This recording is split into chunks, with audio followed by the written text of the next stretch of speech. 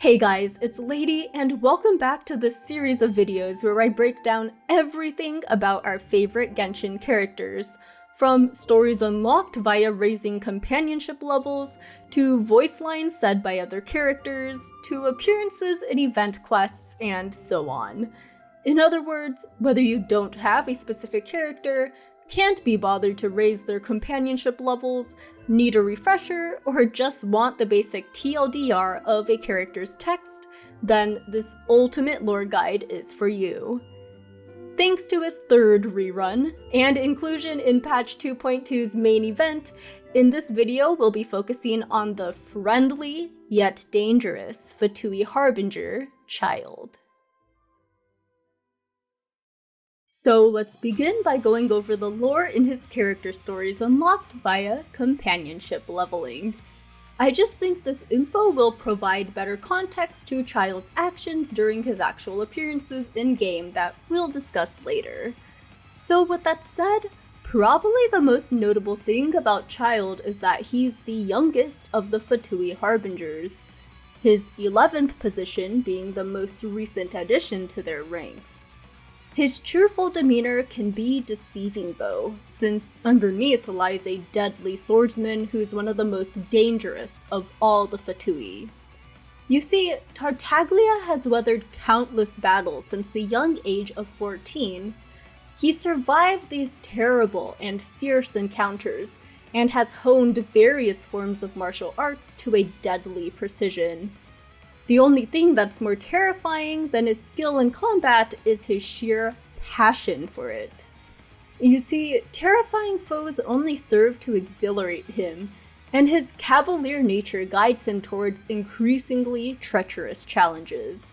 So as you can see, Childe is a fighter first and foremost, which puts him at odds with his Harbinger peers, all of whom prefer to keep low profiles and resorting to deceit and treachery instead. But unlike them, Childe has no problem making himself known in public, and somehow always manages to stir up unwanted trouble. So much so that the other Harbingers constantly get him sent on missions to places as far away from Snezhnaya as possible to avoid the fallout. But Childe's frivolous and confident personality belies the hesitant and frightened boy he once was. This was before he was known by such names as Childe or Tartaglia, but by Ajax, a name given to him by his father. Now I'll talk a little bit more about this namesake's link to Greek mythology later in the video. But yeah, back in those days, Ajax and his father would spend hours out on the ice, chiseling away so that they could drop their lines into the water to fish. It was during these long hours that his father told him all about the adventures of the hero whom he was named after.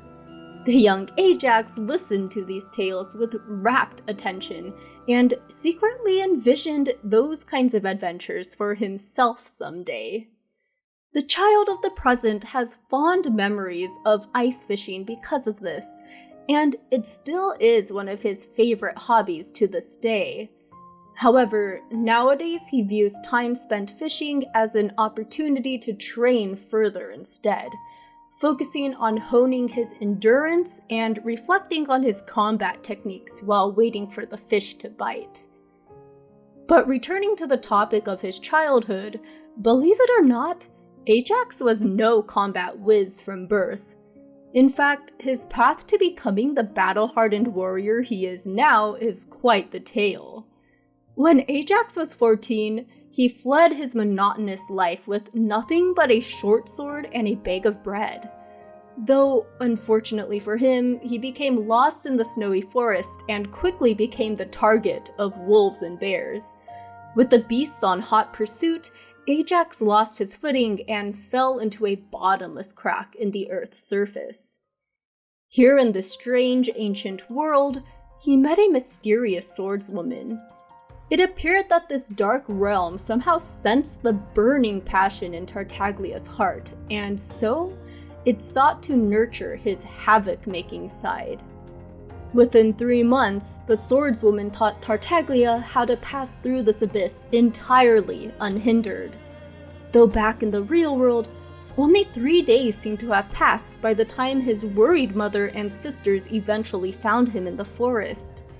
Tartaglia would never speak of what happened in that darkness to anyone, and this first adventure of his would mark the end of his youth and the beginning of his days as a warrior. His family was shocked at how drastically his once hesitant personality had shifted. Now, the confident Ajax acted as if the entire world and battle existed solely for his own sake. Fights and squabbles followed him wherever he went, and overall, he brought much havoc to the once quiet seaside village of Morepisoc. All the while, Ajax reveled in these brawls, which continued to escalate until at last, his father had no choice but to turn over his troublesome third son for conscription into the Fatui. He hoped the strict military training would hone his son's temper, but he was sorely disappointed when Ajax easily defeated squadrons of fully armed troops. The boy's skills caught the attention of the fifth harbinger, Pulcinella, though, who had Ajax officially inducted into the Fatui's ranks, telling him to take up the duty of serving the Tsaritsa. With that, Tartaglia took it upon himself to vanquish the Fatui's foes until at last he was chosen to be a harbinger. Donning the mantle of Childe, Tartaglia became one of the most powerful figures in all of Snezhnaya. And so, this brings us to the topic of his delusion. Childe's companionship lore uniquely stands out from the rest of the playable Genshin cast so far because the spot that would normally be dedicated to a character's vision has been relegated to describing a delusion instead. This section notes that Childe still remembers with perfect clarity the day he received his delusion. Jester, the very first of the Fatui harbingers, pinned it on Childe's person as a reward for slaying countless numbers of Snezhnaya's foes. But for Childe, it was the sight of the Tsaritsa on her lofty throne that really stirred his heart that day. Not just because she had opened the way to even more exhilarating battles for him, but because of her cold yet pure gaze. One which signaled that not only was she the sacrosanct Archon, but was a true warrior also. From that point on, Childe swore an oath of fealty to the one and only Tsaritsa of Snezhnaya. Or in other words, total simp alert. But now I think it's a good time to move on to Childe's appearances in the actual game, starting with a recap of his major role in the main Archon quest in Liyue. Childe makes quite the entrance by helping the traveler escape from the Millelith after the supposed assassination of Rex Lapis. We get a quick glimpse of his water daggers making short work of our pursuers, though we come to find out that he's actually one of the Fatui harbingers. The traveler keeps their guard up, considering the hostile encounter they've had before with La Signora. Though Childe's intent to help seems genuine enough, so they follow him to the Northland Bank to get out of range of any eavesdroppers. Here, they're given a talisman called a Sigil of Permission. According to Liyue tradition, these sigils prevent the Adepti from bringing harm to the bearer. Since the Liyue Qixing have dispatched the Millelith to capture all possible suspects of the assassination of the Geo-Archon, Childe advises us to seek an audience with the Adepti, since they're the only ones in all of Liyue who can clear the traveler's name now. We report back to Childe once we've met with the Adepti and learn that in the meantime, the Qixing has forbidden the public from paying respects to the Exuvia's body. And on another note, Paimon happens to let slip that we're trying to meet with all 7 Archons, so Childe promises to find someone who can help us with our predicament, in more ways than one. This is where I bring up a certain part of his companionship lore which is demonstrated here, that being how he always keeps his promises. So, staying true to his word, Childe finds us someone who can help solve the mystery as to why the Qixing is hiding the Geo-Archon's vessel from the public. We are introduced to Mr. Zhongli, a trusted associate of the Fatui, courtesy of his ties to the Wangshang funeral parlor. Zhongli is in charge of doing the last rites ceremony for the Geo-Archon's body. So there we go. Thanks for hooking us up, Childe. Fast forwarding through the shopping spree with Zhongli, we see that Childe, or well, more like the Northland Bank, is willing to cover all the costs for the expensive items needed for the ceremony. And later that day, Childe also gets a hearty laugh at our expense when he overhears Chi-Chi's mistake regarding cocoa goat milk. Though the next time we meet is after we've uncovered some shady research the Fatui has been conducting on the sigils of permission. It turns out the Liyue Qixing has hidden the Exuvia's body at the Golden House where they mint Mora, and that the Traveler has arrived just as Childe is about to claim the Geo-Archon's Gnosis for the Tsaritsa. The flippant young man of before is unexpectedly serious now, adamant about fulfilling the Tsaritsa's will. But since we are here, it looks like Childe will also get a taste of his favorite thing about being a harbinger after all, and that's the pure, unadulterated battle, as we've seen in his companionship lore. The Traveler goes toe-to-toe with Childe's first two forms, though he falls for a trick that allows Childe to get up close to the Exuvia's body. He admonishes our naivety, telling us we should have expected trickery from him all along as he reaches for the Gnosis, only to find it's not there. He automatically assumes we beat him to it, so in a fit of rage, he unleashes the terrifying power he learned from his time in the Abyss. Or well, at least according to the description of the Shard of Foul Legacy drop. Sustaining this Foul Legacy transformation takes a huge toll on his body though. Plus, he soon realizes we never had a chance to take the Gnosis to begin with. So once Childe has collected himself, he moves on to Plan B and summons forth a vast number of sigils of permission. By concentrating the immense power of each one of these sigils into the single place, it'll allow him to awaken the ancient god Osial and force the hand of the Geo-Archon. Childe truly never wanted things to come to this, since there will be a huge number of casualties, but he has no choice now, and with that, he takes off. He's not seen again until the final scene of the Liyue Archon quest, where he's lamenting his role as the bad guy who had the rug pulled out from under him, seeing how Zhongli, the real Geo-Archon, had a contract with Signora all along about handing over the Gnosis. Now moving on to Childe's story quest, Act 1 starts when the Traveler spots a little boy playing in one of Liyue's dangerous Ruin Guard sites. Apparently this kid has no idea how dangerous this place is, and even believes the Ruin Guards are toys, calling them Mr. Cyclops. He's from Snezhnaya and is looking for his brother who's apparently the top toy seller in the world, so we take him to the Northland Bank to ask around when, lo and behold, the kid is Childe's little brother Teucer all along. We witness some touching family reunion time and find that Tartaglia is quite the doting older bro, though he gets uncharacteristically bashful and shushes us when we're about to talk about the Fatui Harbingers. Turns out Childe's been telling Teucer that he's a toy maker, since kids love those things and he wants his little brother to think he's cool. Childe hands the Traveler a large money pouch and asks them to show Teucer a nice time around Liyue while he takes care of his Fatui work. Teucer tries to play along at first, but it's obvious that he really just wants to spend time with his brother. So unfortunately for Childe, he's interrupted during his little threatening session as a debt collector.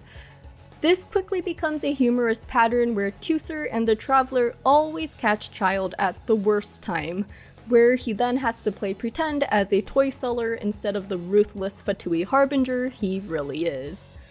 But finally, Teucer agrees to go back to Snezhnaya if his older brother lets him do one last thing. He wants to see the place Childe says he works at, the Institute for Toy Research, though really it's just one of the other harbingers' dottores, abandoned research facilities. Childe still keeps up the toy seller act, of course, and downplays all the ruin guards as just mere toys, though things become dire when Teucer rushes off into the factory on his own, the door shutting firmly behind him.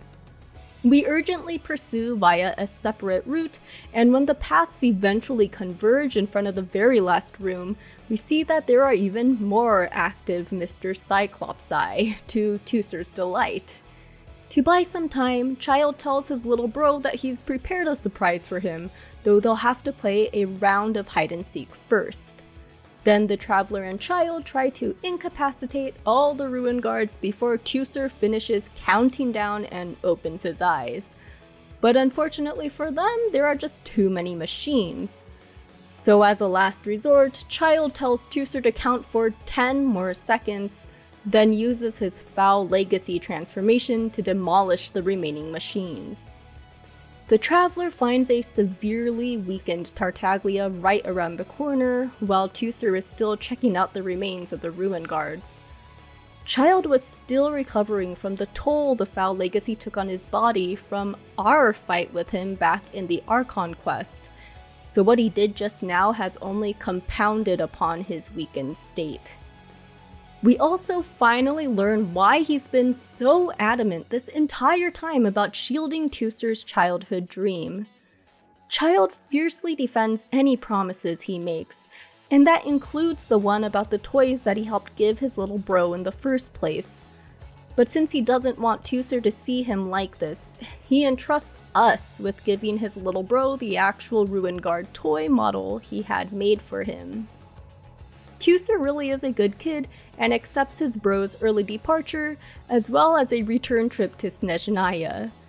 And once he departs from Liyue with his escort, Childe sincerely thanks the Traveler for their help and promises he'll show them around and introduce them to his family when they eventually reach Snezhnaya. Legit, miHoYo, don't be giving us these death flags like this. But moving on to event quests now, Childe has only shown up in one, but he did have quite a big role in it. So in last patch's Labyrinth of Fog event, Traveler, Xinyan, and the amnesiac paper doll Shiki Taisho enter the Omyodo chamber, only to find that someone is already inside. Since this would be Xinyan's first meeting with the Snezhnayan, Paimon jumps in before the latter can say anything and introduces Tartaglia as a fellow adventurer they met in Mondstadt. This genuinely shocks Childe, but he quickly goes along with Paimon's story. Just like in his individual character quest, we see how much family means to him, since he can't help but think that his brother would love Shiki Taisho's cute model, while Xinyan reminds him of his little sister. Childe's combat prowess proves to be a major asset anyway against the fierce monsters in this domain, on the quest to help Shiki Taisho recover his lost memories. Eventually, Shiki Taisho remembers he once served someone named Harunosuke, and Childe's response to that confirms the Traveler's suspicions that there's no coincidence as to why the Harbinger is here. He must have been sent by the Tsuritsa.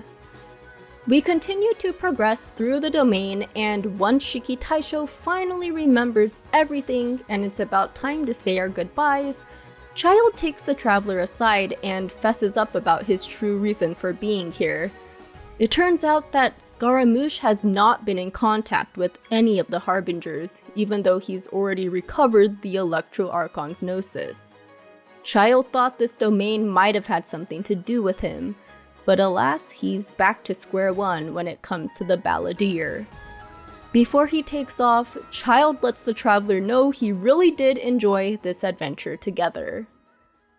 But now we've arrived at the final section of this video, with that being Tartaglia's thoughts on other characters and just miscellaneous thoughts about him in general. Starting off with Zhongli, Childe is still pretty miffed about having been fooled by Mr. Geo Archon for so long, so he's hoping to get back at him someday via a fierce duel. Speaking of people he's raring to go up against, he hopes to challenge the leader of the Knights of Favonius, the Knight of Boreas himself, Grandmaster Varka, at some point. We can see in-game how strong Childe is in present day, but back when he was first training in the depths of the Abyss, he was so below his Master Skirk's level that she was able to fend him off even while handicapped to just one hand. And by the way, if we take a closer look at Childe's elemental skill, we can see how closely it resembles the Hydro Daggers wielded by the Abyss Heralds, so it's thought that Skirk must be of their rank. Now as for Childe's master in the real world, the Tsaritsa, he senses that she's actually a gentle soul deep down, but that she had to steel herself to make war with the world. The implication here being that it's supposedly for the greater good? Potentially? Though we still have no real details about the Tsaritsa's goals still. But even if it isn't, based on Childe's background alone, we can see why he'd have respect for someone who has had to steel themselves to become the strongest warrior they possibly can be. But looking at Childe's lore, there are also just so many death flags, one of these being how his given name Ajax refers to a hero from Greek mythology. In the mythos, Ajax had a half-brother named Teucer, who was skilled with a bow. Meanwhile, Ajax himself was skilled with a shield and melee combat. So it looks like MiHoYo took some liberty with the mythos and just mashed it all into Tartaglia, like with him being least skilled with a bow. But speaking of death flags, Ajax eventually dies, with many iterations saying that he did so with remorse of some kind. I know there's tons of speculation as to what this can all symbolically mean, but I don't want to go too deep into the mythological symbolism in this video. Though I may release another video about Childe and Greek mythology later if there's some interest. But finally, just to clarify Childe's names, Ajax is his given name, or i.e. his real name.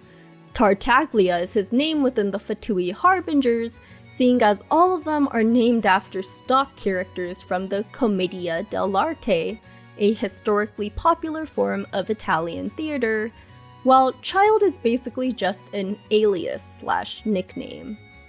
Now, to wrap up the current lore, Childe is honestly just a super laid-back personality despite his crazy bloodlust for battle.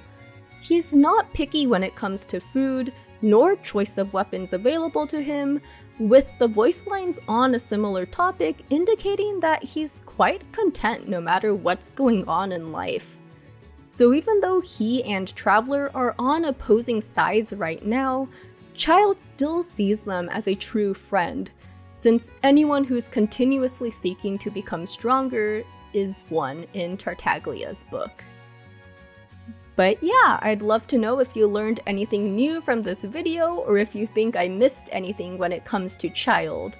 Plus, any update videos I do for him will be linked in the pinned comment below, by the way. Also, please like the video if you liked it, and subscribe for more of this series.